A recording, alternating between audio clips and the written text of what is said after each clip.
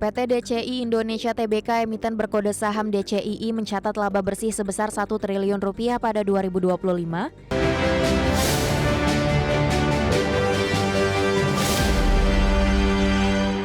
Pemirsa, PT DCI Indonesia Tbk mencatatkan kinerja cemerlang sepanjang 2025 dengan laba bersih menembus 1 triliun rupiah. Pertumbuhan didorong kenaikan pendapatan dan ekspansi data center yang mendorong efisiensi serta utilisasi kapasitas. PT DCI Indonesia Tbk emiten berkode saham DCII mencatat laba bersih sebesar 1 triliun rupiah pada 2025, meningkat 26% dibandingkan 796 miliar rupiah pada 2024. Pendapatan perseroan tercatat 2,54 triliun rupiah pada 2025, tumbuh 40% secara tahunan yang mencerminkan permintaan layanan data center yang terus meningkat.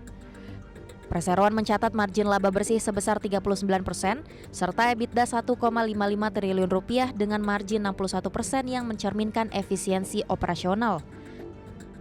Total aset perseroan meningkat menjadi 6,65 triliun rupiah, dengan total ekuitas sebesar 4,00 triliun rupiah pada akhir 2025. Sepanjang 2025, DCII resmi mengoperasikan data center JK6 di kampus H1 Cibitung dengan kapasitas mencapai 36 MW. Perseroan juga menyelesaikan pembangunan E2 Data Center Surabaya dengan kapasitas IT 9 MW yang mulai beroperasi komersial pada kuartal 1 2026. Kehadiran fasilitas baru memperluas jangkauan platform data center DCII yang kini tersebar di Cibitung, Karawang, Jakarta, dan Surabaya. Manajemen menyebut pertumbuhan pendapatan dan profitabilitas mencerminkan efisiensi operasional serta keunggulan time to market yang terus dijaga.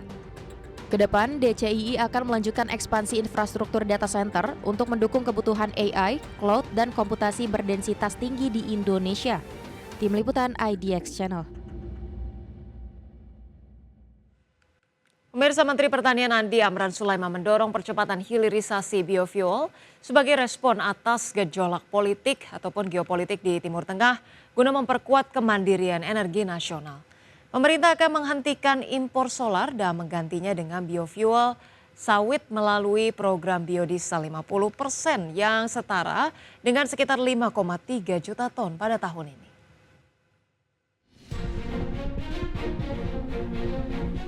Menteri Pertanian Andi Amran Sulaiman mendorong percepatan hilirisasi biofuel sebagai respon atas gejolak geopolitik di Timur Tengah guna memperkuat kemandirian energi nasional.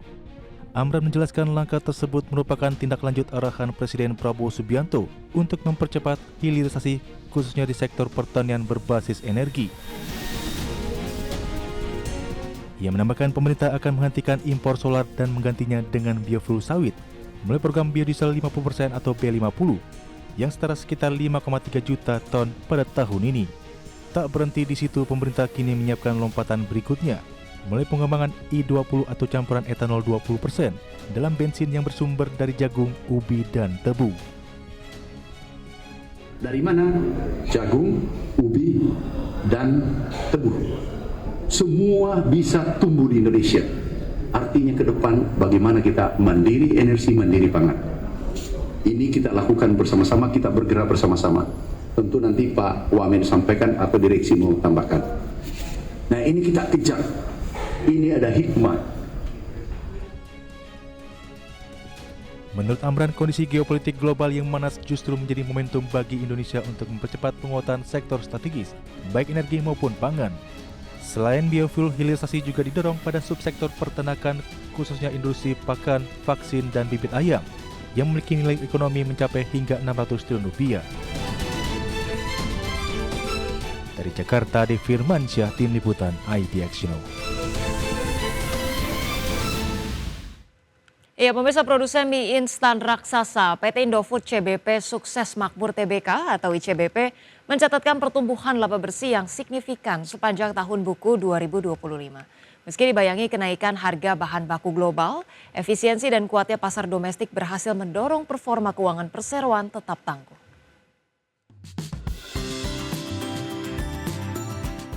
Produsen mie instan raksasa PT Indofood CBP Sukses Makmur Tbk atau ICBP mencatatkan pertumbuhan laba bersih yang signifikan sepanjang tahun buku 2025.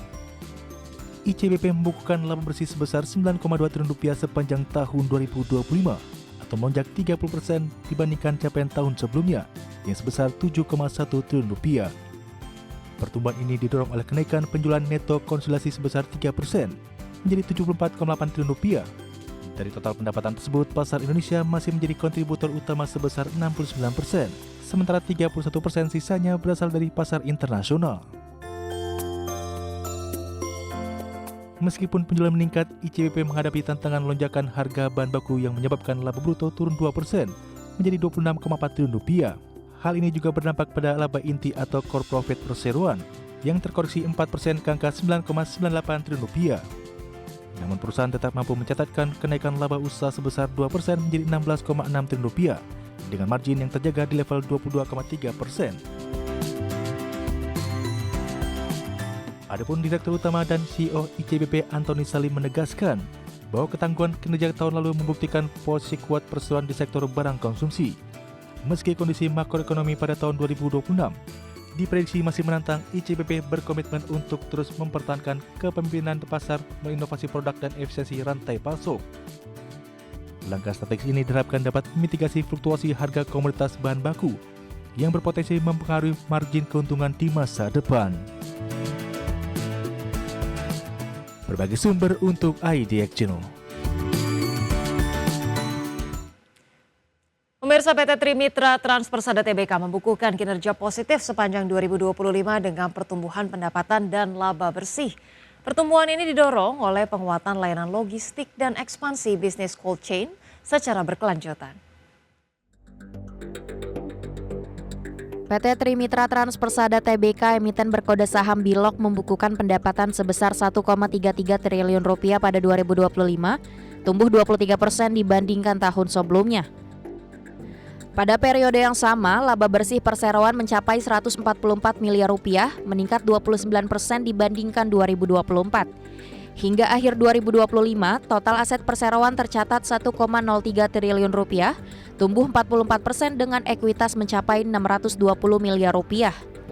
Pertumbuhan usaha tercermin dari jumlah unit operasional yang mencapai lebih dari 3.400 unit, serta perluasan jaringan pergudangan dan cold storage menjadi 15 titik. Perseroan terus memperkuat layanan bisnis 3PL cold chain, didukung sumber daya manusia, jaringan distribusi, infrastruktur, dan teknologi yang adaptif. Pada Juli 2025, Perseroan resmi mencatatkan saham di Bursa Efek Indonesia, menandai fase baru sebagai perusahaan terbuka. Pada Oktober 2025, Perseroan meresmikan cold storage baru di Bandung, Jawa Barat, untuk memperkuat jaringan distribusi dan mendukung pertumbuhan jangka panjang. Tim Liputan IDX Channel. Pemirsa, PT Merdeka Copper Gold Tbk mencatatkan penurunan pendapatan dan peningkatan rugi bersih sepanjang 2025.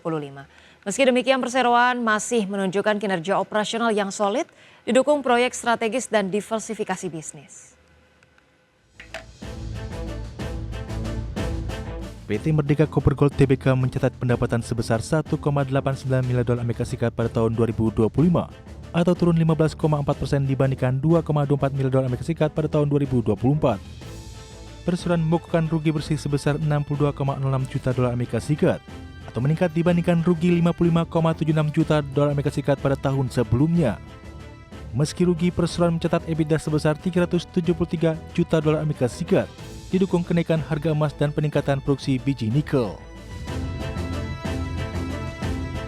Pendapatan MDK didominasi penjualan ke pihak domestik sebesar 1,33 miliar dolar Amerika Serikat, serta penjualan ekspor sebesar 554,46 juta dolar Amerika Serikat. Sepanjang tahun 2025, perseroan terus mengembangkan proyek strategis dan diversifikasi portofolio, termasuk di sektor emas, nikel, dan tembaga. Tambang emas 7 Bukit menghasilkan 103.156 ons emas, sementara produksi biji nikel meningkat dengan saprolit mencapai 7 juta WMT dan limonit 14,7 juta WMT. Pengembangan proyek AIM dan HPAL terus berjalan sesuai rencana, serta proyek tembaga 7 Bukit menunjukkan kemajuan signifikan. Perseroan optimis memasuki fase pertumbuhan baru didukung produksi emas PANI dan peningkatan skala bisnis nikel yang diharapkan mendorong arus kas dan kinerja keuangan ke depan. Tim Liputan IDX Channel.